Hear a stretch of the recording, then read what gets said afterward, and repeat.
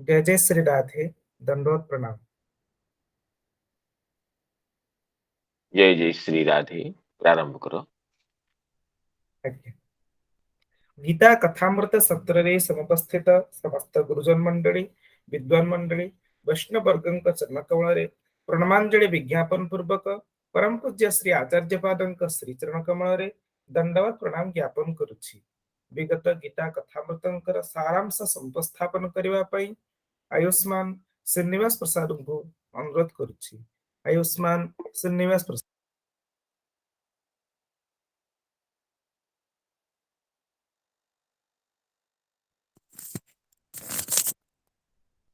जय जय श्री राधे।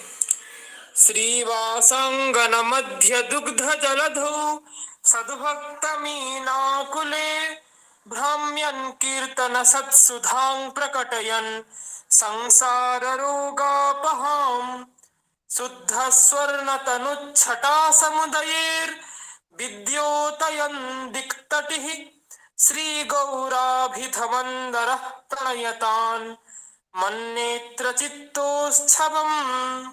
श्री वृंदावन विहारी श्री श्याम सुंदर श्री चरण कमल अनंत कोटि प्रणाम। वैष्णवकुल चूड़ामणि प्रातः स्मरणीय श्री श्री विश्वनाथ चक्रवर्ती पादंक चरण जुगल साष्टांग प्रणिपात करुछि। उपस्थित समस्त सुधी श्रोत्र वृंदं को प्रणाम ज्ञापन पूर्वक परम पूज्य श्रीमन आचार्य पादंक चरण जुगल मोर आभूम प्रणाम निवेदन करुछि। विगत श्रीमद् गीता चर्चा सत्र रे आलोचित विषय वस्तुर किंचित सारांश कहवाको उद्यत हेउछि। अथ सप्तम श्लोक।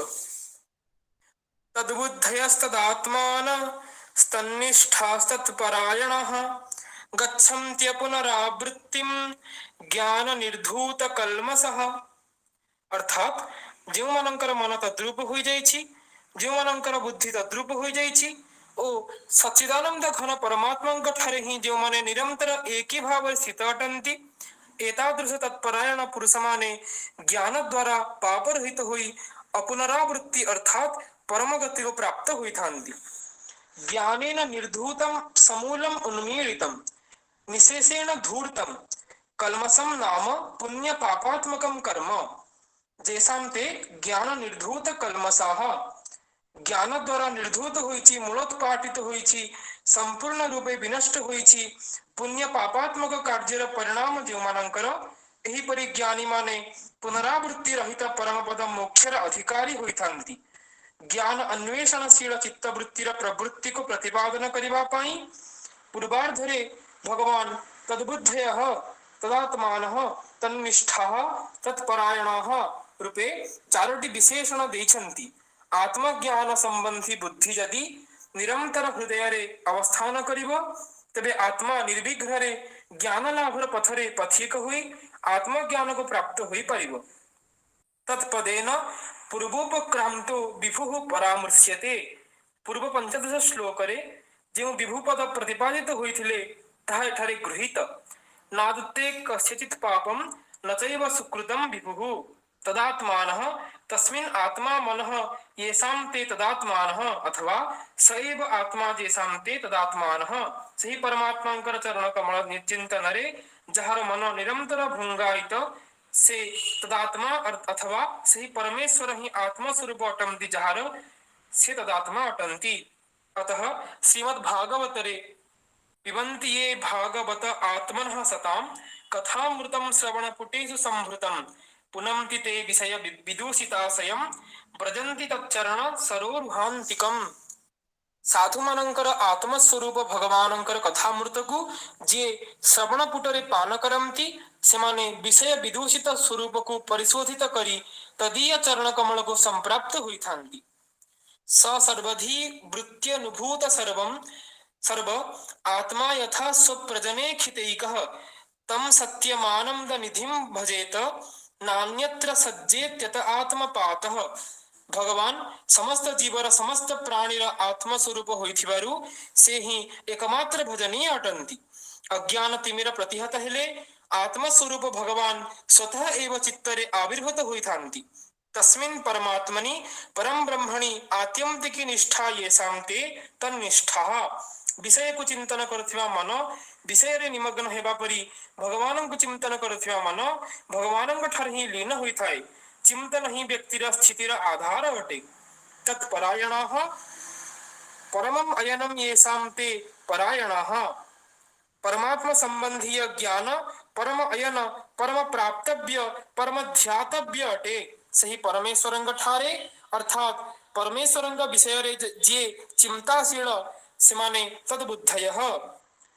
जो माने परमेश्वरंक ही ध्यान करिथान्ति सेमाने तदात्मा ज्ञानम च मयि संन्यसेत। अर्थात सात्विक ज्ञान को मध्य परमेश्वरंक चरण कमल रे समर्पण पूर्वक भगवानंकर एही उक्ति अनुसारे देहादिर भिन्न आत्मज्ञान रहिले मध्य जे सात्विक भाव रे निष्ठार परित्याग करी एकमात्र भगवान निष्ठ अटंती सेमाने तन्निष्ठाः।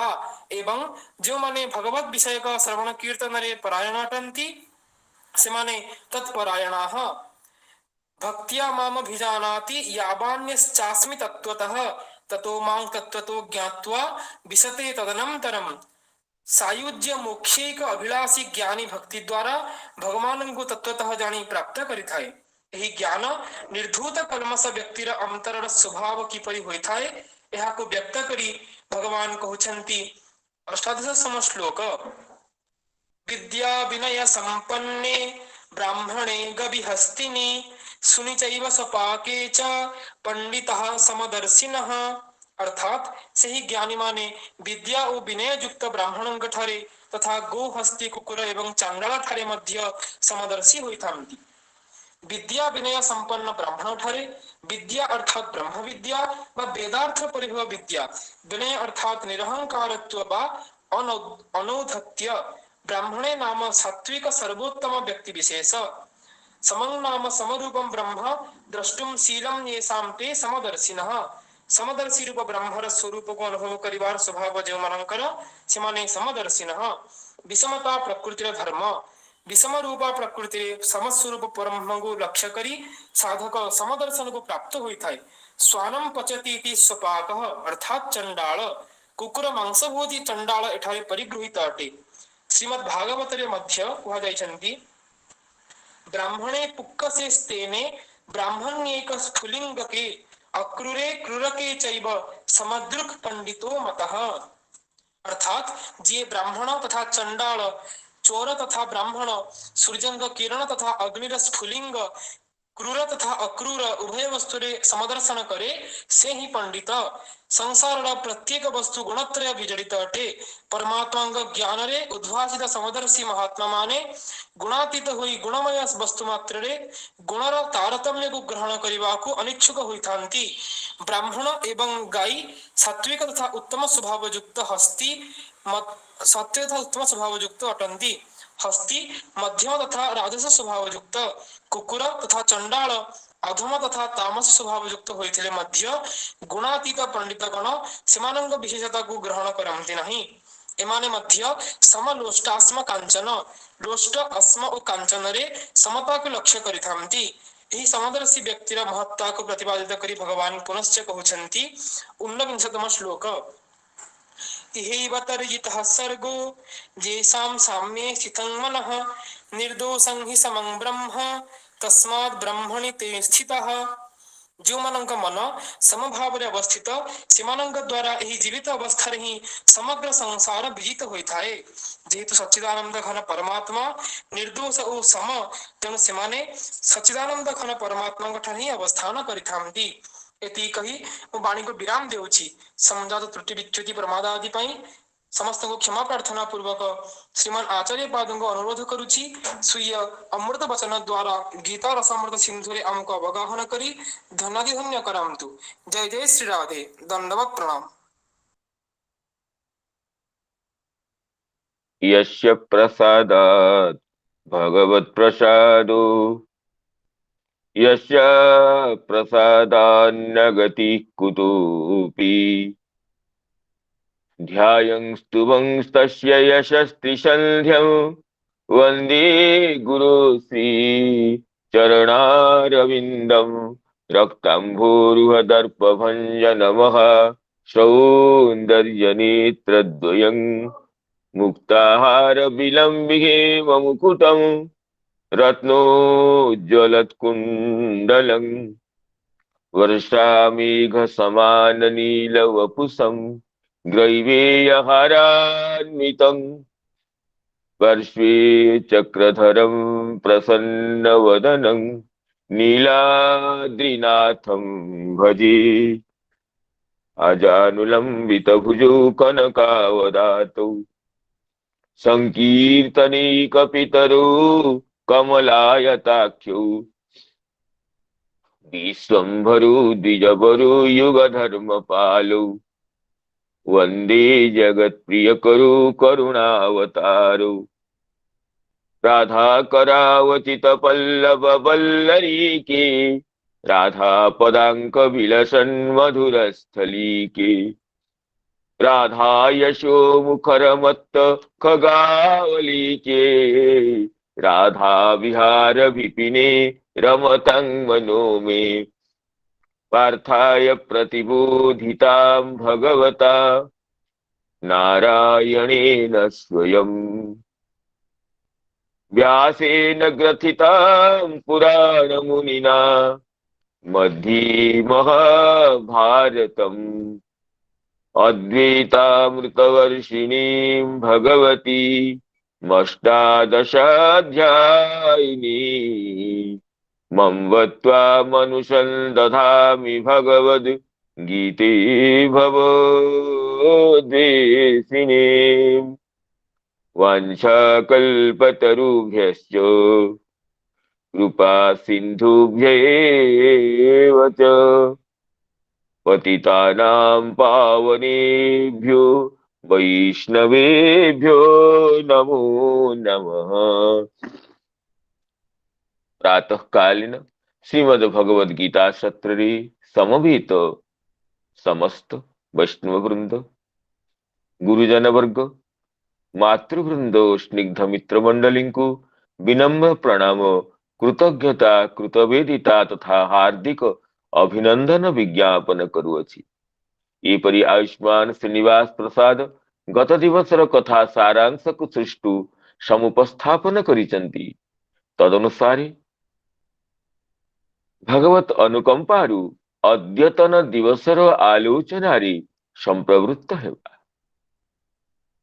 भगवान ज्ञान संसिद्ध पुरुष आत्म परमात्म उभय ज्ञान द्वारा परिमार्जित चित्त व्यक्ति को निर्दिष्ट करी कहिचंती तद्बुद्धय तदात्मानः तन्निष्ठा तत्परायणः गच्छन्त्य पुनरावृत्तिम ज्ञान निर्धूत कल्मषा। से ज्ञान निर्धूत कल्मष व्यक्ति मानक द्वारा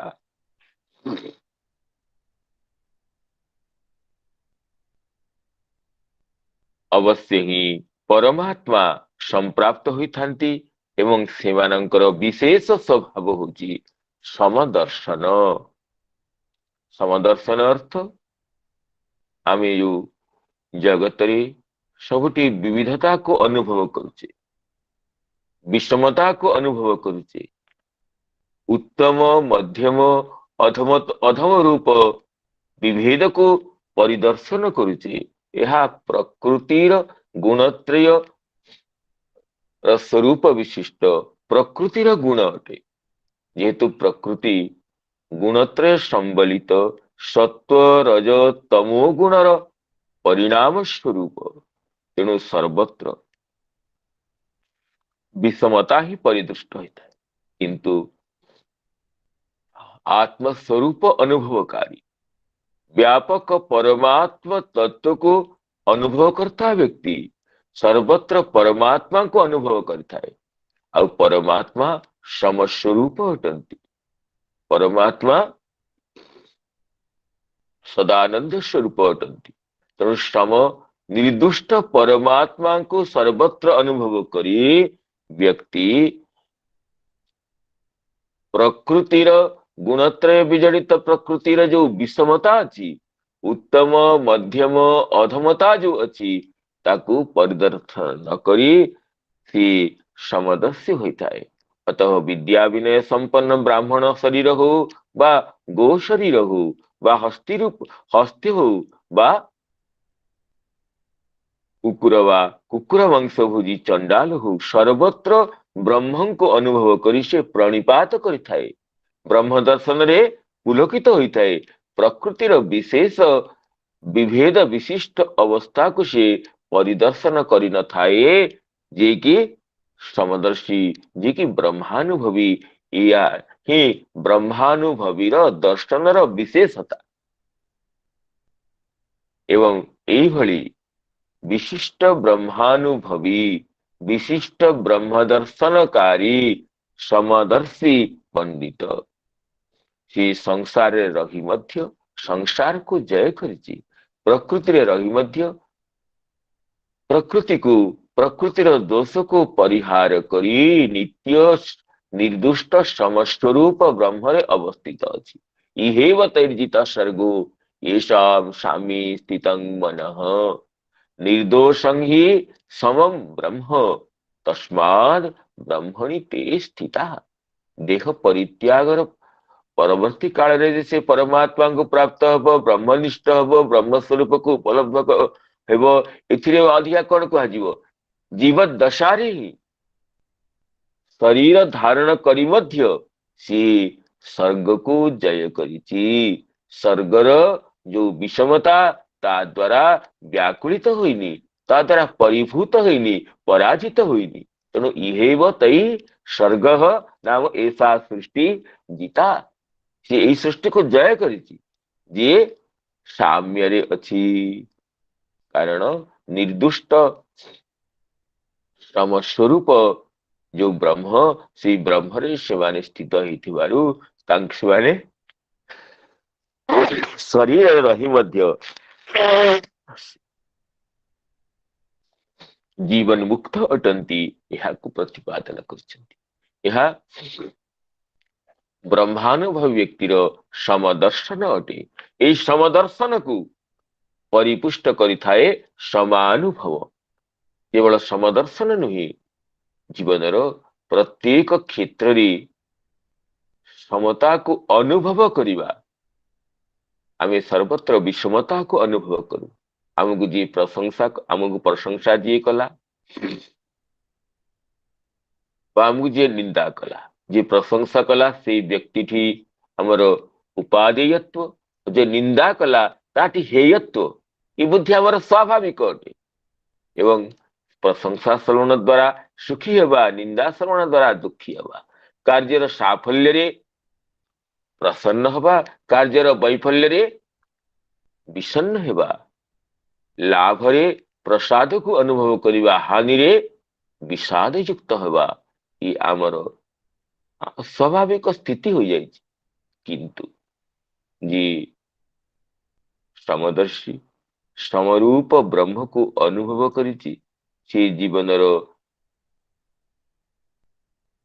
विषमतारे मध्य, विविध परिस्थिति रे मध्य, प्रिया प्रिय वस्तुर संयोग रे मध्य से प्रविष्ट हुए नहीं कि उद्विग्न हुए नहीं।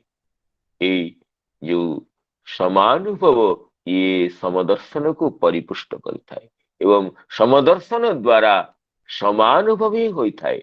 समदर्शन और समानुभव परस्पर अनुपूरक एवं परस्पर परिपोषक। भगवान कहते न प्रहृष्येत प्रियम प्राप्य नोद्विजेत प्राप्य चा प्रियम स्थिर बुद्धि रसंगूढ़ो ब्रह्मविद ब्रह्मणि स्थितः। जे ब्रह्मविद अटे, जे ब्रह्मनिष्ठ अटे, से न प्रहृष्येत प्रियम प्राप्य, प्रिय वस्तुर संयोग रे, अनुकूल घटना रे, अनुकूल परिस्थिति रे प्रहृष्ट हेबा साधारण व्यक्तिर स्वभाव हेले मध्य एही परि ब्रह्मानुभवी न प्रहृष्येत, प्रहृष्ट हुए नाही, प्रिय को प्राप्त हुई। नोद्विजेत प्राप्य चा प्रियम, अप्रिय वस्तुर सन्निधि रे उद्विग्न हवा, उद्वेग को प्राप्त हवा जी की संसारी व्यक्तिर स्वभाव अटे। किंतु ब्रह्मानुभवी समदर्शी विद्वान से अप्रिय वस्तु व अप्रिय घटना द्वारा उद्विग्न हुए नाही। तेणु प्रियम प्राप्य न प्रहृष्येत, अप्रियं प्राप्य न उद्विजेत। यदि बेठी विधिलिंग लकार प्रयोग करा जायछि तथापि यह लट्लकार अर्थ रे करा जायछि। यह टीकाकारंकर अभिमत। अर्थात प्रियं प्राप्य न प्रहृष्यति, अप्रियं प्राप्य न उद्विजति। अथवा यही श्लोक रे विधिलिंग लकार द्वारा ब्रह्मानुभव व्यक्ति किपरि अनुभव करिबा उचित ताहा परामृष्ट हेबारु विधिलिंग लकार होइछि बुझिया पड़ियो। एवं स्थिर बुद्धि ही एई भली काहेकि से अनुभव करि थाए ना स्थिर बुद्धि। आमे जो सुख एवं दुख, लाभ हानि, प्रसाद विषाद, मान अपमान एइथिरे जो आमे विविधता को अनुभव करू, तेणु आमर बुद्धि अस्थिर होइथाए। कारण सुख दुख संसार स्वभाव अटे, लाभ हानि जगतर रीति अटे, मान अपमान ए जीवन यात्रार दुई स्वरूप, दुई पार्श्व अटे। ये तो प्राप्त है स्वाभाविक। यदि वो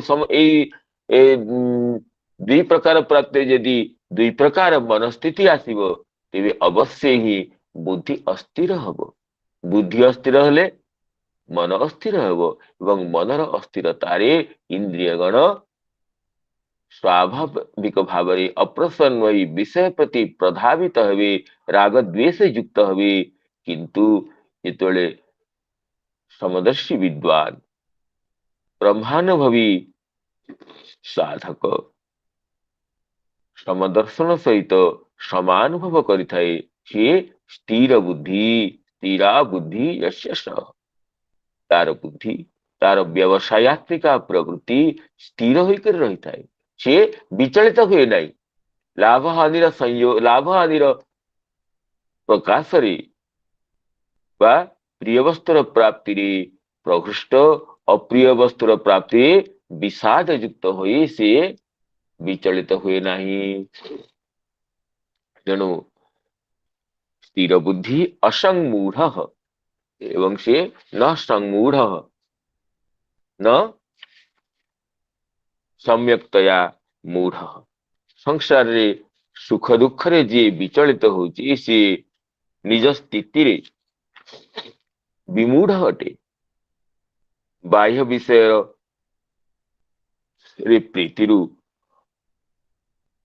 ବିଷୟରେ ଯୋଉ ପ୍ରୀତି ଅନେକ ଜନ୍ମାନୁଭୂତ ଅତି ପ୍ରବଳ ଯୋଉ ଆସକ୍ତି ତା ଦ୍ୱାରା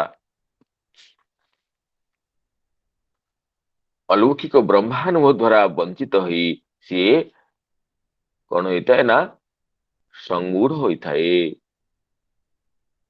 विपरीत भावना प्रतिबंध द्वारा साक्षात्कार विरहित होता है संसार। किंतु ब्रह्मानुभवी व्यक्ति निरंतर निदिध्यासन परायण होइथिबारु तन्निष्ठ होइथिबारु सी असंगूढ़ नाम न संगूढ़। विपरीत भावना आख्य सम्मोह रहित। और जो संसार रे विपरीत भावना आसी अर्थात अकर्तव्य रे कर्तव्य बुद्धि, कर्तव्य रे अकर्तव्य बुद्धि, हेय रे उपादेय बुद्धि, उपादेय रे हेय बुद्धि, ये जो विपरीत भावना ये हमको सम्मोहित करिथाए। अधर्मम धर्ममिति जा मन्यते तमसावृता सर्वार्थान विपरीतांश बुद्धि सा पार्थ तामसी। तामसी बुद्धि रे अधर्म रे धर्म ज्ञान, अकर्तव्य रे कर्तव्य ज्ञान, हेय रे उपादेय ज्ञान, ये जो सम्मोह ये तामसी बुद्धिर परिप्रकाश अटे। किंतु ये समदर्शी ब्रह्मानुभवी से समता को अनुभव करिवारु असंगूढ़ संगूढ़ होई न थाए। अतः टीकाकार कहते जे एवं लौकिक प्रियादिषु अपि तेषां साम्यम आह न प्रहृष्येत न प्रहृष्यति नोद्विजेत नोद्विजते साधन दशायाम एवं अभ्यसेत इति विवक्षया बा लिंग।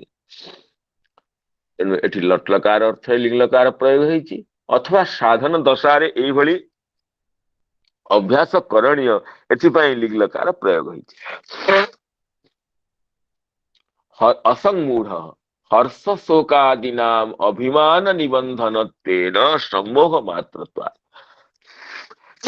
हर्ष शोकादि ये अभिमान हेतुक शरीर रे जो हमर अभिमान निजको शरीरी मने न करी शरीर मने करिबा, देही मने न करी देह बोली अनुभव करिबा, एहा द्वारा ही हर्ष शोकादि उत्पन्न होइताए एवं ताहा सम्मोह जनक होइताए।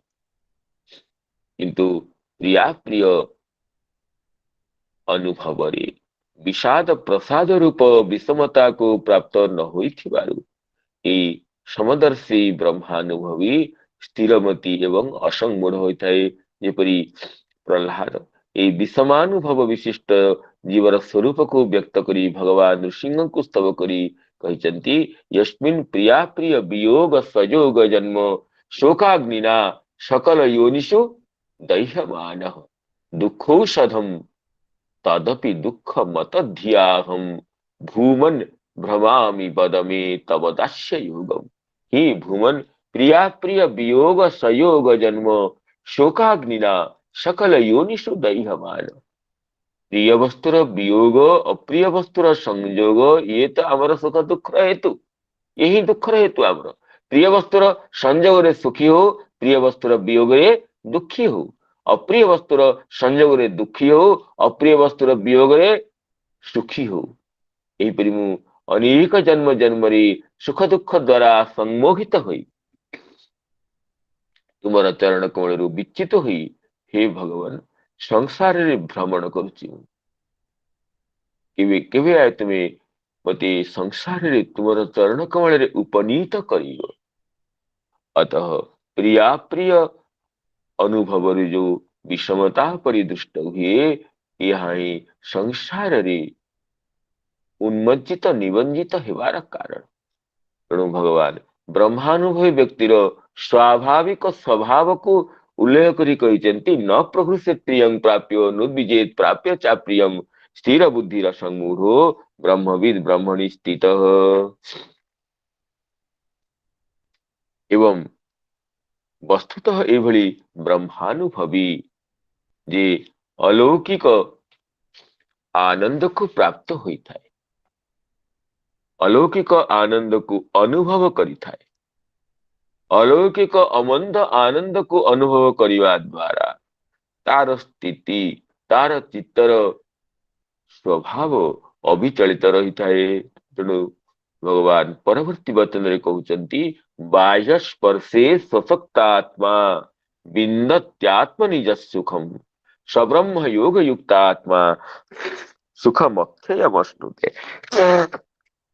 आमे जो सुख को अनुभव करुचे लौकिक शब्द स्पर्श रूप रस गंधर अनुभव रे आमर जो सुख होची ए सुख अक्षय नुहे ये क्षयिष्णु सुख हटे द्वितीय अध्याय में आमे अध्ययन करिचे मात्रा स्पर्शास्तु कौन्तेय शीतोष्ण सुख दुःखदा आगमा पाइनो नित्यास्तांग स्थितिक्षस्व भारत हे अर्जुन विषयेन्द्रिय संयोग जायमान जो सुख ये शीतोष्ण सुख दुख अटे एवं उत्पत्ति विनाशशील अटे ये आसिव जीव यार स्थिरता नहीं तेणु ताकू तुम सहन करो ताकू एठी कहउचंती भगवान जे ताहा अक्षय सुख नुहे ताहा क्षयिष्णु अटे तेणु जी ब्रह्मानुभवी से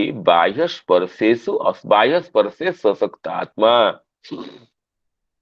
बाह्य जह स्पर्श बाह्य किए ना स्पर्श जो बाह्य स्पर्श स्पर्श अर्थ ना शब्दादि इंद्रिय ही स्पृश्यन्ते इति स्पर्शः शब्दादय इंद्रिय द्वारा जो शब्द स्पर्श रूप रस गंधादि अनुभूत हुंती ताको स्पर्श रूप रे कहा जायछि एवं ताहा जेतु आत्मधर्म नुहे अनात्म स्वभाव तेन ताको बाह्य बोली कहाइछि बाह्य जो स्पर्श सेथिरे अनासक्त अटे आत्मा अर्थात अंतःकरण वा मन जहार से व्यक्ति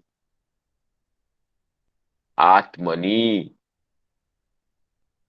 नाम निजर अंतरात्मा रे स्वकीय अंतःकरण रे जो सुख को बाह्य विषय निरपेक्ष परमात्म अनुभव रूप जो परम सुख को विन्दति लभते एवं से सुख अक्षय अटे अनंत अटे अपरिमित अटे असंभावित अटे तेणु महाभारत वचन ई प्रसंग स्मरणीय यच्च काम सुखं लोके यच्च दिव्यं महत् सुखम तृष्णाक्षय सुख सीते नार्हत षोडशीं कला लोकरे जो विषय वस्तुर संयोग रे जो सुख अछि वा लोकरे जो दिव्य सुख मध्य अछि स्वर्ग आदि ये समस्त सुख तृष्णा क्षय जनित सुखर 100 भागरु 1 भाग हेबाकु मध्य समर्थ नुहंती अर्थात विषयानुभव द्वारा इंद्रिय द्वारा शब्द स्पर्श रूप रस गंधादि विषय को अनुभव करने द्वारा जो सुख प्राप्त होता है ये सुख तृष्णा क्षय जनित सुख को अर्थात मुझे परिपूर्ण अटे मोर किछि प्राप्तव्य नहीं मु पूर्णात्मा अटे ये भावना द्वारा जो अंतरात्मा रे जो अलौकिक सुख अनुभूत होता है से अलौकिक सुख अलौकिक सुखर षोडश भागरु मध्य षोडशी कलारु एक कला को मध्य प्राप्त हबनी विषय प्राप्तिर सुख। तैत्तिरीय उपनिषदर आनंद वल्ली एक कथा स्पष्ट प्रतिपादित होइछि जे कामनार सुख सर्वथा एक देश मध्य नुहे पर ब्रह्मानुभव सुखर एक बिंदु मध्य नुहे। तेणु यह महाभारत प्रतिपादित जे तृष्णाक्षय जनित कामनार विनाश जो सुख होता है कामनार फलर प्राप्ति से सुख हुएनी। मन करू जे आमर प्रिय वस्तुर संयोग सुख होला बोली किंतु ए सुख क्षणिक अटे अनित्य अटे आगमा पाई अटे अस्थिर अटे। तेणु ये जो सुख से सुख अत्यंत स्वल्प अटे। कामनार प्रसमरे कामनार अभाव जो सुख कारण कामनार अभाव ही आंत सुखर अनुभव होता है। अतः बाह्य स्पर्शेषु असक्त आत्मा शब्द स्पर्श लौकिक शब्द स्पर्श रूप रस गंधादिर स्पर्शरे जे अशक्त अटे एभली ब्रह्मानुभवी अंतर्रे जो सुख को प्राप्त होता है से ब्रह्मयोग युक्त आत्मा। ब्रह्मयोग युक्त आत्मा नाम ब्रह्मणि नाम परमात्मनि यह योग नाम समाधि। योग चित्तवृत्ति निरोध तो समाधि रूप। तेणु ब्रह्मणि परमात्मनि यह योग नाम समाधि तेन युक्त नाम तस्मिन् व्यापृतः तस्मिन् संलग्नः तस्मिन् संलग्नम अंतःकरणम यस्य सह ब्रह्मयोग युक्त आत्मा। ब्रह्मरे जो योग माने समाधि ता द्वारा संयुक्त निज जार मन आत्मार्थ अंतःकरण ब्रह्मयोग द्वारा युक्त अटे संलग्न अटे संयुक्त अटे मन जार ब्रह्मानुभव द्वारा ब्रह्मनिष्ठता द्वारा जे संयुक्त अंतःकरण जार सी अनंत अक्षय सुख जहाँकि स्वस्वरूप भूत अटे। आमे लौकिक सुख को पाइबारे अनेक प्रयास करथाउ अनेक परिश्रम करथाउ अनेक बाधा विघ्न क्लेश को प्राप्त होता किंतु निजर स्वरूप रे जो सुख अछि स्वानुभव रे जो सुख अछि इथे पाइबारे बाधा विघ्न किछि नहीं केवल बाह्य स्पर्श असक्त हेबा बाह्य स्पर्श निजर चित्तवृत्ति को फेरे की आनिबा। तेणु एई प्रसंग रे उपनिषद रे जो कहाइछि कठोपनिषद रे यमराज अमृत तत्वर जिज्ञासा करतवा नचिकेता को जो विषय कहिचंती जे परांचि खानी व्यतृणत स्वयंभू तस्मात् परां पश्यति नान्तरात्मन् कश्चित् धीरः प्रत्यगात्मानं ऐक्ष्यत् आवृत्त चक्षुः अमृतत्वमिच्छन्। ये जो आवृत्त चक्षु यही पदरे बाह्य स्पर्शे सशक्त आत्मा यही कथा उपलक्षित होछि। वचन रे यमराज नचिकेता को अमृतत्वर संधान दे कहउचंती जे स्वयंभू नाम स्वयं प्रकटित परमात्मा परमेश्वर नाम खानी परांची व्यतृणत खानी अर्थ समस्त इंद्रियर द्वार को समस्त इंद्रियर प्रवृत्ति को परांची परस्मी अंचंती इति परांची माने बाहर को प्रवृत्त हेबा बाहर को दौड़िबा समस्त इंद्रियर प्रवृत्ति इंद्रियर द्वारा हमर को दिगरे अछि बाहर को अछि। चक्षु बाहर को देखुची बाहर रूप को नउची अंतर रूप को चक्षु चाहूची कि देखिया चाहूची ना चक्षुर द्वारा चक्षुर प्रवृत्ति बाहर बाहर को ही अछि। आखि खोलिकी से बाहर को ही देखिया चाहूची आखि बंद कले जे भीतर असीम अलौकिक दिव्य रूप अछि ताकू देखिया केबे चक्षुर प्रवृत्ति हो। कर्ण बाहर शब्द को बाह्य प्राकृत शब्द को ग्रहण करने चाहूची କର୍ଣ୍ଣ କୁ ଅବରୁଦ୍ଧ କଲେ ଭିତରେ ଯୋଉ ଅନାହତ ଦିବ୍ୟ ନାଦ ହଉଛି ତାକୁ କେତେବେଳେ କର୍ଣ୍ଣ ଶୁଣିବାକୁ ଚାହୁଁଛି ନା ପରାଞ୍ଚି ଖାରିବେ ତୃଣ ସବୁ ଚକ୍ଷୁର ନାସିକାର କର୍ଣ୍ଣର ତୋକର ସବୁ ଦ୍ୱାରକୁ ସେ ବାହାର ଆଡକୁ ଉନ୍ମୁଖ କରିଛନ୍ତି କିଏ ପରମାତ୍ମା। ତେଣୁ ନାନ୍ତରାତ୍ମନ୍ ପଶ୍ୟତି ସେ ଅନ୍ତରାତ୍ମାକୁ ଦେଖେ ନାହିଁ ଯେହେତୁ ଇନ୍ଦ୍ରିୟର ସ୍ୱାଭାବିକ ପ୍ରବୃତ୍ତି ବହିର୍ମୁଖ ଅଟେ ବାହାରକୁ ଚାହିଁଥିବ ଯିଏ ପଶ୍ଚିମ ଦିଗକୁ ଯାଉଥିବ ସେ କଣ ପୂର୍ବ ଦିଗକୁ ଆସିପାରିବ ବା ପୂର୍ବ ଦିଗକୁ ଯାଉଥିବା ବ୍ୟକ୍ତି ପଶ୍ଚିମ ଦିଗକୁ ଆସିପାରିବନି। ତେଣୁ ଯେହେତୁ ସମସ୍ତ ଇନ୍ଦ୍ରିୟର ଦ୍ୱାରକୁ ସମସ୍ତ ଇନ୍ଦ୍ରିୟର ପ୍ରବୃତ୍ତିକୁ ପରମାତ୍ମା ପରାନ୍ତି ବ୍ୟତୃଣତ ନାମ ବାହାରକୁ ପ୍ରବୃତ୍ତି କରିକି ସୃଷ୍ଟି ବ୍ୟତୃଣତ ନାମ ଅସୃଜତ ସୃଷ୍ଟି କରିଛନ୍ତି। ତେଣୁ ପରାଂ ପଶ୍ୟତି ନାନ୍ତରାତ୍ମନ୍ ସମସ୍ତେ ଆମେ ବାହାର ବସ୍ତୁକୁ ହିଁ ଦେଖୁଛେ ଅନ୍ତରାତ୍ମାକୁ ବାହାରକୁ ବସ୍ତୁ ଦେଖୁଛେ ଅନ୍ତରାତ୍ମାକୁ ଦେଖୁନେ ଅନ୍ତରାତ୍ମାର ଯୋଉ ସୁଖକୁ ଅନୁଭବ କରୁନେ ବାହ୍ୟ ବସ୍ତୁକୁ ଅନୁଭବ କରି ବାହ୍ୟ ବସ୍ତୁର ଅନୁଭବରେ ସୁଖକୁ ଆମେ ପ୍ରାପ୍ତ ହଉଛେ। କଶ୍ଚିତ୍ ଧୀର କିଏ ଜଣେ ଧୀର ବ୍ୟକ୍ତି ଅଛି ବିରଳ ବ୍ୟକ୍ତି ଅଛି ଯିଏ ଆବୃତ ଚକ୍ଷୁ କର୍ଣ୍ଣ ନାସିକା ଇତ୍ୟାଦି ଇନ୍ଦ୍ରିୟର ଯୋଉ ଦ୍ୱାର ଯିଏକି ବାହାର ଆଡକୁ ଖୋଲୁଛି ତାକୁ ବନ୍ଦ କରିଦେଇକି ତାର ଦ୍ୱାରକୁ ଭିତରକୁ ଖୋଲିଦିଏ। ଆବୃତ ଚକ୍ଷୁ ନାମ ଆବୃତମ ନାମ ବାହ୍ୟ ବିଷୟାତ ବିନିବର୍ତ୍ତିତମ ଚକ୍ଷୁ ନାମ ଚକ୍ଷୁ ପ୍ରବୃତ୍ତି ଇନ୍ଦ୍ରିୟ ଗଣ ଯାହାର ଏଇଭଳି ବ୍ୟକ୍ତି ପ୍ରତ୍ୟଗାତ୍ମାନମ ଐକ୍ଷ୍ୟତ ପ୍ରତ୍ୟଗାତ୍ମାକୁ ନିଜର ଅନ୍ତରାତ୍ମାକୁ ଐକ୍ଷ୍ୟତ ଦେଖୁଛି ଦେଖିପାରେ ଅର୍ଥାତ ବାହ୍ୟ ବିଷୟରୁ ବାହ୍ୟ ସ୍ପର୍ଶରୁ ଅସକ୍ତ ହୋଇ ନିଜର ଚିତ୍ତକୁ ଅନ୍ତର ଆଡକୁ ଖୋଲିବା। ଯଦି ନଦୀର ଧାରକୁ ଯୋଉ ନଦୀ ଯଦି ବା ଯୋଉ ଜଳଧାରାର ଧାର ଯଦି ଆମେ ଗୋଟିଏ ଦିଗରୁ ବନ୍ଦ କରିବା ତେବେ ସେ ଧାର ଅନ୍ୟ ଦିଗକୁ ପ୍ରବାହିତ ହବ। ସେମିତି ଯୋଉ ପ୍ରତ୍ୟେକ ଇନ୍ଦ୍ରିୟର ପ୍ରବୃତ୍ତି ଯୋଉ ବାହ୍ୟ ବିଷୟ ପ୍ରତି ଉନ୍ମୁଖ ହେଇକି ଅଛି ସେଇ ବାହ୍ୟ ବିଷୟରୁ ଇନ୍ଦ୍ରିୟର ପ୍ରବୃତ୍ତିକୁ ବିନିବର୍ତ୍ତିତ କରି ଯଦି ଅନ୍ତରାତ୍ମାକୁ ପ୍ରବୃତ୍ତ କରାଇବ ଆମେ ଚକ୍ଷୁ ଖୋଲିକି ବାହାରର ରୂପକୁ ଦେଖୁଛେ କିନ୍ତୁ ଚକ୍ଷୁ ବନ୍ଦ କଲେ ଯେ ଭିତରେ ଅସୀମ ଅଲୌକିକ ଆନନ୍ଦ ସ୍ୱରୂପ ପରମାତ୍ମାଙ୍କର ରୂପ ହୃଦୟରେ ଅଛି ତାକୁ ଆମେ ବିଚାର କରୁ। କର୍ଣ୍ଣକୁ ବାହ୍ୟ ଦିଗ ପ୍ରତି ଉନ୍ମୁକ୍ତ କରି ବାହାରର ଶବ୍ଦକୁ ହିଁ ଶୁଣୁଛେ କିନ୍ତୁ ଭିତରେ ଯେ ଅଲୌକିକ ଶବ୍ଦ ସୁମଧୁର ଧ୍ୱନି ଅଛି ତାକୁ ଦିନେ ଅନୁଭବ କରିବାକୁ ଚାହୁଁ।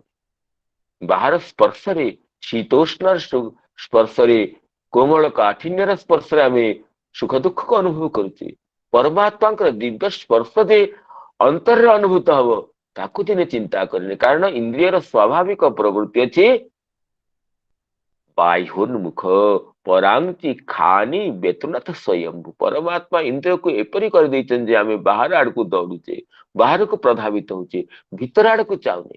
ଯିଏ ଧୀର ବ୍ୟକ୍ତି ଯିଏ ଅମୃତତ୍ୱର ଅନୁସନ୍ଧାତା ସେ ଇନ୍ଦ୍ରିୟର ପ୍ରବୃତ୍ତିକୁ ବାହାରୁ ବିନିବୃତ୍ତ କରିକି ଫେରେଇ ଆଣିକି ତାଙ୍କର ଦିଗକୁ ତାଙ୍କର ଦ୍ୱାରକୁ ଭିତର ଆଡକୁ ପ୍ରବୃତ୍ତ କରିଦିଏ।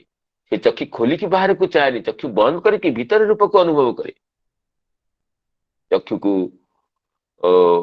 ଚକ୍ଷୁ ଦ୍ୱାରା ବାହ୍ୟ ସୌନ୍ଦର୍ଯ୍ୟରେ ଆସକ୍ତ ନ ହେଇକରି ଅନ୍ତରରେ ସମୁଦ୍ଭାସିତ ପ୍ରତିକ୍ଷଣରେ ନବନବାୟମାନ ପରମାତ୍ମାଙ୍କର ଦିବ୍ୟ ଅଲୌକିକ ସୌନ୍ଦର୍ଯ୍ୟ ରାଶିରେ ସୌନ୍ଦର୍ଯ୍ୟ ସିନ୍ଧୁରେ ନିଜର ନୟନକୁ ନିମଗ୍ନ କରିଥାଏ। ତାକୁ କହିଲେ ଏଠି ଯେ ବାହ୍ୟ ସ୍ପର୍ଶେଷୁ ଅସକ୍ତାତ୍ମା ବିନ୍ଦତି ଆତ୍ମନିଜ ସୁଖମ ସବ୍ରହ୍ମ ଯୋଗ ଯୁକ୍ତ ଆତ୍ମା ସୁଖମ ଅକ୍ଷୟମ ଅଶ୍ନୁତେ ଆତ୍ମାରେ ଯୋଉ ସୁଖ ପାଇଥାଏ ଅନ୍ତରାତ୍ମାରେ। ତେଣୁ ଏଠି ଯୋଉ ସ୍ୱପ୍ନାନ୍ତମ ଜାଗରିତାନ୍ତମ ଚୌଭୁ ଜେନାନୁପଶ୍ୟତି ମହାନ୍ତଂ ବିଭୁମାତ୍ମାନ ମତ୍ୱା ଧୀରୋ ନ ଶୋଚତି ଧୀର ବ୍ୟକ୍ତି ମହାନ ବିଭୁ ଆତ୍ମାକୁ ଅନୁଭବ କରି ଶୋକରୁ ରହିତ ହୋଇଥାଏ ଏବଂ ଏ ଆତ୍ମାକୁ ଗୁହାମ ପ୍ରବିଶ୍ୟ ତିଷ୍ଠନ୍ତଂ କହିଛି କଠୋପନିଷଦରେ କହିଛନ୍ତି ବିନ୍ଦତି ଆତ୍ମନିଜ ସୁଖମ ତାକୁ ହିଁ ଗୁହାମ ପ୍ରବିଶ୍ୟ ତିଷ୍ଠନ୍ତଂ ଗୁହାରେ ଥିବା ଯେମିତି ଗୁମ୍ଫାରେ ପଶିବା ଦୁର୍ଗମ ହୋଇଥାଏ ସେମିତି ହୃଦୟ ରୂପ ଗୁହାରେ ଯୋଉ ପରମାତ୍ମା ଅବସ୍ଥାନ କରିଛନ୍ତି, ହୃଦୟ ଗହ୍ୱରରେ ଯୋଉ ପରମାତ୍ମା ଅଛନ୍ତି, ତାଙ୍କୁ ଯିଏ ଅନୁଭବ କରିଥାଏ, ଯିଏକି ପୂର୍ବେଶାଙ୍ଗପି ପୂର୍ବ यह पूर्वम तपसो जातम अद्य पूर्वम अजायत गुहां प्रविश्य तिष्ठन्तं जो भूते भी व्यपश्यत एतद् वै तत्। तेणु हृदय गौहर अवस्थित परमात्मा को परमात्मार अलौकिक स्वरूप को जी अनुभव करिया को चाहिए से बाह्य स्पर्श असक्तात्मा ही थाए, बाह्यानु संधान रहित होता है। तेणु बाहर वस्तुर सुख दुख को अनुभव कले कथमपि आंतरिक सुख को अनुभव करने को आमर प्रवृत्ति बा क्षमता आसीब नाही। जेपरी पश्चिम दिग को प्रभावित हेले पूर्व दिगरे थिबा वस्तुर स्वरूप को अनुभव करने को आम समर्थ होइबानी। तेणु प्रथम तो कहले बाह्य स्पर्शेषु असक्तात्मा विन्दति आत्मनिज सुखम, एवं आत्मार ए सुख नित्य अच्छी, सुख स्वरूप आत्मार स्वभाव अटे, आत्मा स्वतः सुख रूप अटे। तेणु आत्मारे स्वतः सिद्ध रूप वर्तमान जो सुख को जी अनुभव करे, इपरी बाह्य स्पर्श असक्तात्मा हुई एवं ए सुख को अनुभव करी व्यक्ति कौन हुए ना ब्रह्मयोग परायण हुई अक्षय आनंद को प्राप्त होता है। संसार जो आनंद प्राप्त होचे क्षयिष्णु आनंद अटे, आगमा पाई आनंद अटे, उत्पत्ति विनाशशील सुख अटे। परमात्मा अनुभव जनित जो सुख से अक्षय अटे, अविनाशी अटे, शाश्वत अटे, आत्यंतिक अटे। बाह्य स्पर्शे सशक्त आत्मा विन्दत्यात्म निज सुखम सब्रह्म योग युक्त आत्मा सुखम अक्षयम अश्नुते, अक्षयं सुखम अश्नुते, असुं व्याप्तो धातु, अश्नुते अर्थ व्याप्नोति, प्राप्त होता है। यद्यपि ये आत्मानुभव रूप सुख नित्य अटे, स्वाभाविक अटे, उत्पाद्य नुहे, तथापि अविद्या निवृत्ति अभिप्राय एटिताकू व्याप्नोति रूपक अश्नुते अर्थात अविद्यार निवृत्ति द्वारा आत्मनिष्ठ स्वाभाविक सुख को अनुभव करिथाए के बाह्य स्पर्श असक्त आत्मा ब्रह्म योग युक्तात्मा ये समदर्शी साधक। समदर्शी साधकर समदर्शी ब्रह्मानुभवी दुई गुण कहले बाह्य स्पर्शेषु असक्तात्मा और ब्रह्मयोग युक्तात्मा, अर्थात जी ब्रह्मयोग युक्तात्मा से स्वाभाविक बाह्य स्पर्श असक्तात्मा हब, और जी बाह्य स्पर्श असक्तात्मा हब सी ब्रह्मयोग युक्तात्मा हब। तेणु टीकाकार इस श्लोक टीका करी श्री सारार्थ वर्षिणी टीकारे चक्रवर्ती पाद कहउचंती सच बाह्य स्पर्शेषु विषय सुखेषु असक्त आत्मा अनासक्त मनः तत्र हेतु। टीकाकार श्लोकर पूर्वार्ध को कार्य रूप आउ उत्तरार्ध को हेतु रूप कारण रूप कहउचंती।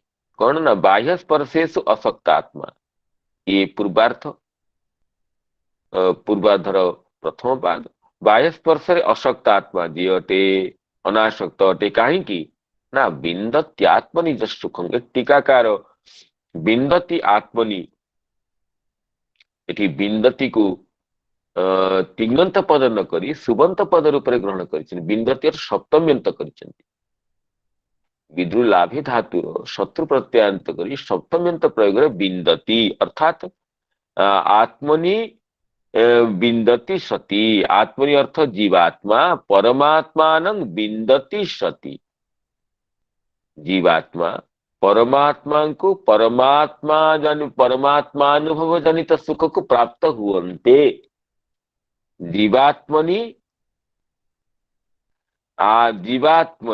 परमात्मान विन्दति सति, जीवात्मा परमात्मा अनुभव जनित सुख को प्राप्त हुवन्ते।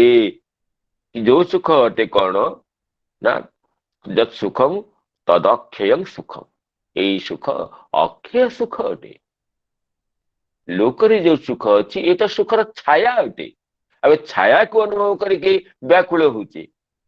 ବାସ୍ତବ ଯୋଉ ବସ୍ତୁର ଛାୟା ଅଟେ ଏଇ ଅନୁଭବ, ଏଇ ଆନନ୍ଦ, ସେଇ ବସ୍ତୁକୁ ଯେ କିଭଳି ଅଟେ ତାକୁ ଅନୁଭବ କରିବାକୁ ଦିନେ ବ୍ୟାକୁଳ ହୁଏ। ଛାୟାକୁ ଅନୁଭବ କରି ଛାୟାରେ ଆମେ ଆମେ ସାରା ଜୀବନ କଟେଇ ଦଉଛେ। ଇଏ ହଉଛି ବସ୍ତୁତଃ ପରମାତ୍ମ ବସ୍ତୁର ଛାୟା ରୂପକ ସୁଖ ଅଟେ। କିନ୍ତୁ ଯୋଉ ବସ୍ତୁର ଛାୟାରେ ଏତେ ସୁଖ ଅଛି, ସେଇ ବସ୍ତୁ ଯେ ସ୍ୱୟଂ କେତେ ସୁଖ ସ୍ୱରୂପ ତାକୁ ଆମେ ଦିନେ ଅନୁଭବ କରିଲେ। କିନ୍ତୁ ଇଏ ଲୌକିକ ସୁଖ, ଇଏ ପରମାତ୍ମା ଅନୁଭବ ଜନିତ ସୁଖର ଛାୟା ଅଟେ, ତାହାର ଏକ ଦେଶ ଅଟେ, ଏକାଂଶ ଅଟେ ଏବଂ କ୍ଷଣିକ ଅଟେ। କିନ୍ତୁ ପରମାତ୍ମା ଅନୁଭବ ଜନିତ ସୁଖ ଯେ ବ୍ୟାପକ ଅଟେ, ବିଶାଳ ଅଟେ, ଅକ୍ଷୟ ଅଟେ, ତାହା ହିଁ ଅନୁଭବନୀୟ। ଅତଃ ସ ଏବ ଅଶ୍ନୁତେ ପ୍ରାପ୍ନୋତି ନହି ନିରନ୍ତରମ ଅମୃତାସ୍ୱାଦିନେ ମୃତ୍ତିକା ରୋଚତେ ଇତି ଭାବଃ। ଟୀକାକାର ବିଲକ୍ଷଣ ଭାବରେ କହୁଛନ୍ତି, ଯିଏ ବାଳକ ବେଳେ ବେଳେ ମୃତ୍ତିକାର ସୁଖକୁ ମାଟିକୁ ପାଟିରେ ପୁରେଇ ସୁଖ ଲାଭ କରିଥାଏ। କିନ୍ତୁ ଯୋଉ ବାଳକ ଯଦି ନିରନ୍ତର ଦୁଗ୍ଧ, ଦଧି, ମାଖନ ଭଳି ଅମୃତମୟ ବସ୍ତୁକୁ ପାଉଥିବ, ସେ କେବେ ହେଲେ ସେଇ ବସ୍ତୁକୁ ଛାଡିକି ମାଟିକୁ ପାଟିରେ ପୁରେଇକିରି ସୁଖ ଲାଭ କରିବାକୁ ଚାହିଁବନି। ଅର୍ଥାତ୍ ଦିବ୍ୟ ବସ୍ତୁର ସୁଖରେ ଯିଏ ଆନନ୍ଦରେ ନିମଗ୍ନ ହେଇଛି, ସିଏ ସେଇ ସୁଖକୁ ପରିହାର କରିକି ଅଦିବ୍ୟ ବସ୍ତୁ ବାଡେ ପ୍ରଭାବିତ ହବନି। ଯୋଉ ଭ୍ରମର ପଦ୍ମରସର ମଧୁକୁ, ପଦ୍ମରସର ମାଦକତାକୁ ଅନୁଭବ କରିଛି, ସେଇ ଭ୍ରମର କେତେବେଳେ ହେଲେ ଗୁଡର ରସକୁ ଚାଖିବାକୁ କେତେବେଳେ କଣ ହୁଏ, ଆଗ୍ରହୀ ହୁଏନି। ଏ କଥା ଆମେ ଏଇ ଶ୍ଲୋକକୁ ବାରମ୍ବାର ଆମେ ଅଧ୍ୟୟନ କରିଛେ ଯେ କି ଭ୍ରମର ସ୍ଥିତେ ରବିନ୍ଦେ ମକରନ୍ଦ ନିର୍ଭରେ ମଧୁବ୍ରତ ନିକ୍ଷୁରକଂ ସମୀକ୍ଷତେ। ଯୋଉ ମଧୁବ୍ରତ ଯିଏ ଅରବିନ୍ଦ ରସକୁ ଆସ୍ୱାଦନ କରୁଥିବା ଭ୍ରମର, ଇଏ ଇକ୍ଷୁ ରସକୁ ଅନୁଭବ କରିବା ପାଇଁ କଥମପି ସେ ପ୍ରଭାବିତ ହବନି। ତେଣୁ ଯାମନାଚାର୍ଯ୍ୟ କହୁଛନ୍ତି, ତବାମୃତ ସ୍ୟନ୍ଦିନୀ ପାଦ ପଙ୍କଜେ ନିବେଦିତାତ୍ମା କଥମନ୍ୟଦିଚ୍ଛତି। ତବାମୃତ ସ୍ୟନ୍ଦିନୀ ପାଦ ପଙ୍କଜେ, ତବାମୃତ ସ୍ୟନ୍ଦିନୀ ପାଦ ପଙ୍କଜେ ନିବେଦିତାତ୍ମା କଥମନ୍ୟଦିଚ୍ଛତି। ସ୍ଥିତେ ରବିନ୍ଦେ ମକରନ୍ଦ ନିର୍ଭରେ ମଧୁବ୍ରତ ନେକ୍ଷୁରକଂ ହି ବୀକ୍ଷ୍ୟତେ। ତେଣୁ ତୁମର ଅମୃତ ନିଃସନ୍ଧି ପାଦ ପଙ୍କଜ, ଯୋଉ ଚରଣ କମଳ ନିରନ୍ତର ଅମୃତର ଧାରା ବିନିର୍ଗତ ହଉଛି, ଏଇଭଳି ଚରଣ କମଳରେ ଯିଏକି ନିବେଦିତାତ୍ମା ଅଟେ, ନିଜକୁ ନିବେଦିତ କରିଛି, ସେ କଥମନ୍ୟ ଦିଚ୍ଛତି। ସେ ଅନ୍ୟ ବସ୍ତୁର ଅନୁପ୍ରାପ୍ତି ଜନିତ ସୁଖକୁ ପାଇବାକୁ କାହିଁକି ଲାଳାୟିତ ହବ? ଯେପରି ସ୍ଥିତେ ରବିନ୍ଦେ ମକରନ୍ଦ ନିର୍ଭରେ, ମକରନ୍ଦ ପରିପୂର୍ଣ୍ଣ ଅରବିନ୍ଦ ଥାଉ ଥାଉ ମଧୁବ୍ରତ ନାମ ଷଟ୍ପଦ ଭ୍ରମର କେବେ ଇକ୍ଷୁରକଂ ନ ସମୀକ୍ଷତେ, ଇକ୍ଷୁ ରସ ପ୍ରତି ଲାଳାୟିତ ହୋଇ ନଥାଏ। ଏଇ କଥାକୁ ଟୀକାକାର କହୁଛନ୍ତି କି ନିରନ୍ତରମ ଅମୃତାସ୍ୱାଦିନେ ନହି ମୃତ୍ତିକା ରୋଚତେ। ନିରନ୍ତର ଅମୃତକୁ ଆସ୍ୱାଦନ କରୁଥିବା ବ୍ୟକ୍ତିକୁ ଆଉ ମାଟି ଖାଇବା ଭଲ ଲାଗେନି, ମୃତ୍ତିକା ଆଉ ରୁଚିକର ହୁଏନି। ନିରନ୍ତର ଭଗବାନଙ୍କର ଲୀଳା କଥା ସୁଧାରେ ଅବଗାହନ କରିବାର ଆନନ୍ଦକୁ ପାଉଥିବା ବ୍ୟକ୍ତିକୁ ଆଉ ସାଂସାରିକ ବସ୍ତୁର ସୁଖ ଆଉ ତାକୁ ରୁଚିକର ଲାଗେ ନାହିଁ, ସ୍ୱାଭାବିକ ଲାଗେ ନାହିଁ। ବଳପୂର୍ବକ ସେ ବିଷୟରୁ ମନକୁ ପ୍ରତ୍ୟାବୃତ୍ତ କରେ ନାହିଁ। ଯୋଗୀ ବଳପୂର୍ବକ ଚିତ୍ତବୃତ୍ତିକୁ ନିରୁଦ୍ଧ କରିଥାଏ, କିନ୍ତୁ ଭକ୍ତ ସ୍ୱାଭାବିକ ଭାବରେ, ସ୍ୱତଃସିଦ୍ଧ ଭାବରେ ଭକ୍ତର ଚିତ୍ତ ବିଷୟରୁ ପରାବୃତ ହେଇଥାଏ। କାହିଁକି ନା ତାଠୁ ଶତଗୁଣିତ, କୋଟି ଗୁଣିତ, ଅନନ୍ତ ଗୁଣିତ ଆନନ୍ଦର ଧାରାରେ ସେ ନିଜକୁ ନିମଜ୍ଜିତ କରିଥାଏ। ये स्वाभाविक अटे भक्तर भगवत अनुभवी परमात्मानुभवी ब्रह्मदर्शी समदर्शी साधकर जो विषय विमुखता ये स्वाभाविक अटे, औपाधिक नुहे, प्रयास जनित नुहे। कारण से ततोधिक आनंद को पाइथुवारु स्वतः तद न्यून आनंद रु चित्त विनिवृत्त होता है। आमर स्वाभाविक अनुभव अछि अधिक आनंद, जो अधिक वस्तु को पाइले कम वस्तु टू चित्त स्वतः परावृत्त होता है। तेणु निरंतर अमृतास्वादिने न मृत्तिका रोचते इति भाव। एक कथा ही भगवान उल्लेख कले जे बाह्य स्पर्शेषु असक्तात्मा विन्दत्यात्म निज सुखम सब्रह्म योग युक्तात्मा सुखम अक्षयं अश्नुते। अक्षय सुख को पाउथुआ व्यक्ति बाह्य स्पर्श रे अनासक्त हुए एवं से ब्रह्म योग युक्तात्मा हुई दिव्य सुख को, ये अपरिमित सुख को प्राप्त होता है। এই বিষয়ে শঙ্কা আসিপারে যে जो अपरिमित सुख को जड़े पाइब, अपरिमित सुख को अनुभव करिया को चाहिब किपरि, जेहेतु बाह्य विषय प्रतीति निवृत्ति हेले ही बाह्य विषय सुख को अनुभव न कले, बाह्य विषय सुख यदि सुख बोली अनुभूत न हब तेबे आमको आंत सुख अनुभव पर लालायित हवा। आमको तो बाहर सुख अनुभूत हो, बाहर रूप बाहर शब्द बाहर स्पर्श आम तो सुखी होचे। तेणु किपरि जड़े ए सुखरु परावृत्त हुई सुखर निजको व्यावृत्त करी ए सुखर निजको विमुख करी आंत सुख पाई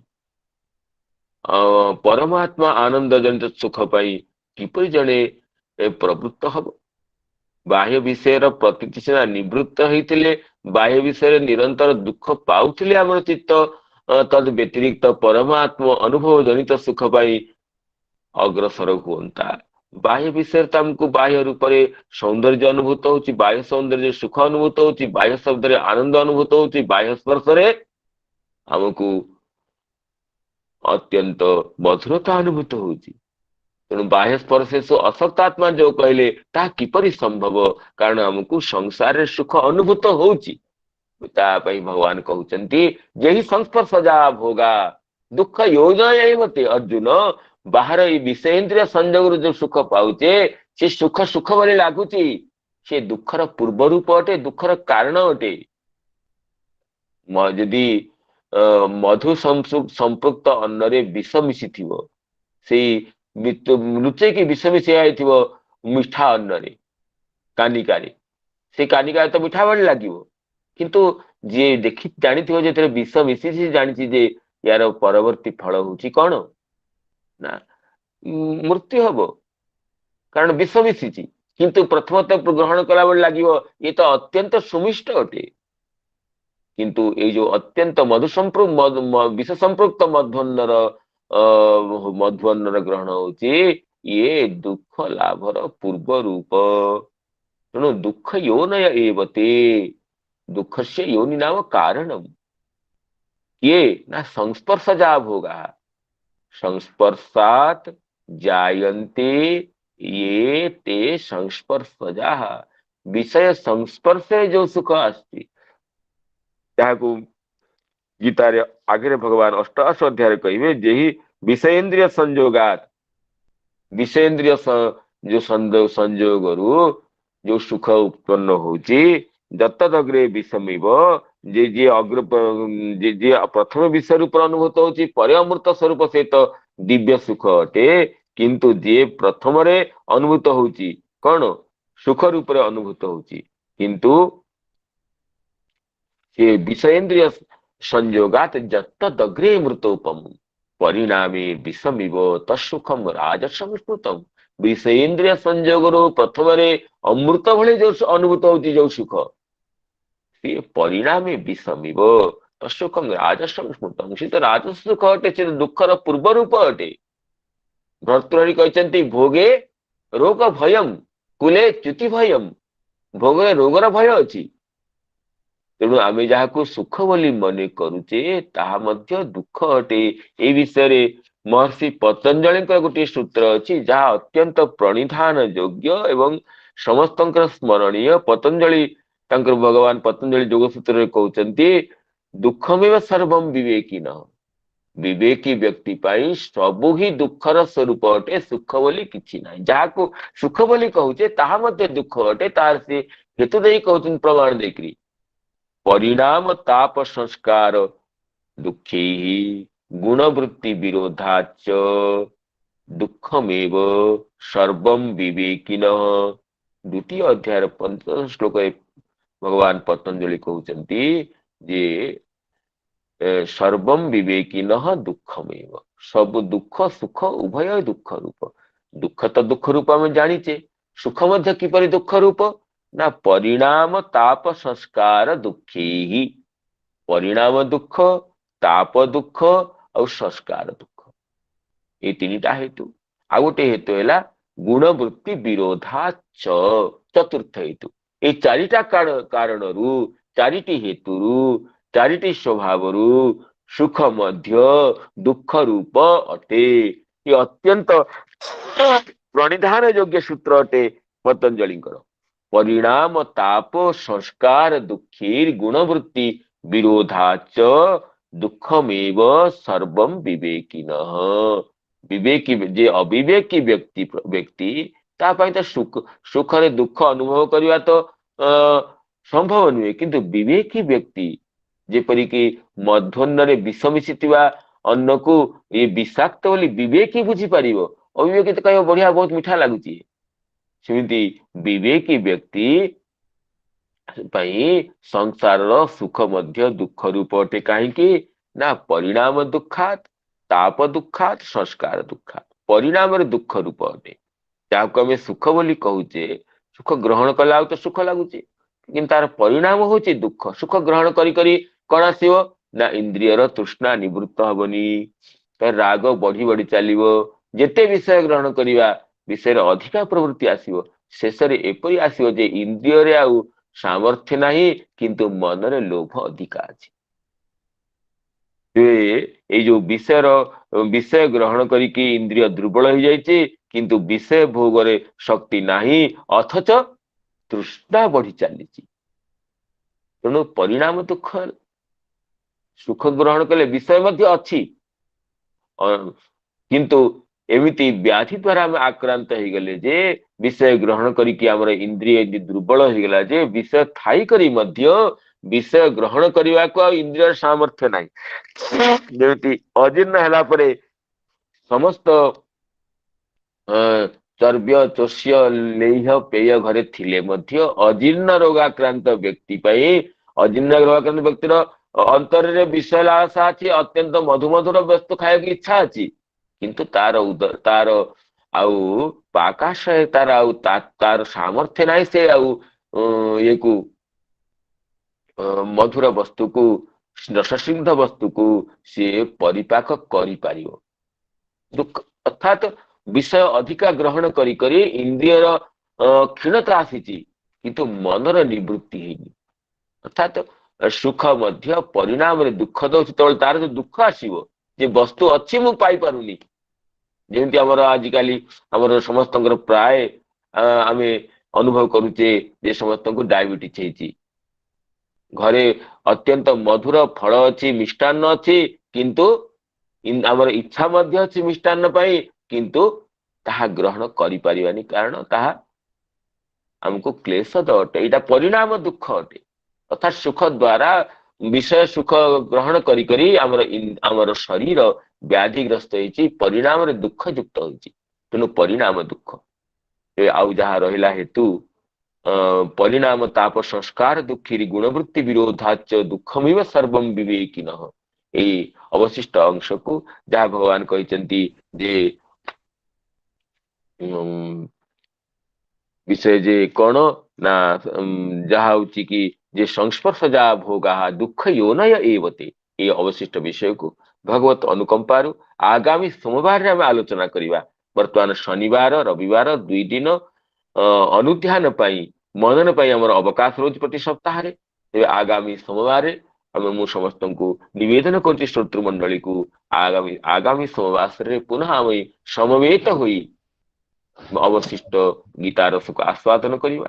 ଆଲୋଚନାରେ ସଂଜାତ ତ୍ରୁଟି ବିଚ୍ୟୁତି ପ୍ରମାଦ ଆଦି ଦୋଷ ପାଇଁ କ୍ଷମା ପ୍ରାର୍ଥନା ପୂର୍ବକ ସୁଧୀ ଶ୍ରୋତୃମଣ୍ଡଳୀଙ୍କ ଚରଣରେ ପ୍ରଣାମ ତଥା କାର୍ତ୍ତଜ୍ञ ବିଜ୍ଞାପନ ପୂର୍ବକ ନିଜର ବାଣୀକୁ ବିରତି ଦଉଛି। प्रणाम। भगवती गीता माता की जय। जय जगन्नाथ। प्रणाम बाबा। प्रणाम। प्रणाम नमो महाराज जी, नमो प्रणाम। नमो नमो नमो प्रणाम नमामि नमो पुनः पुनः। जय नमो नमो नमो नमो। जय जय जय जगन्नाथ। हरि हरि बोल। जय जय प्रणाम। प्रणाम। राधे राधे। राधे। नमो नमो नमो नमः। नमो नमो प्रणाम।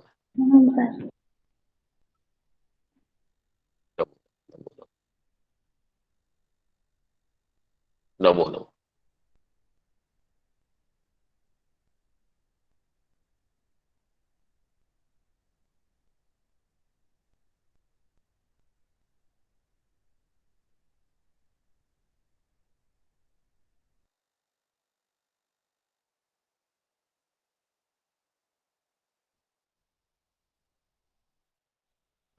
प्रणाम सर।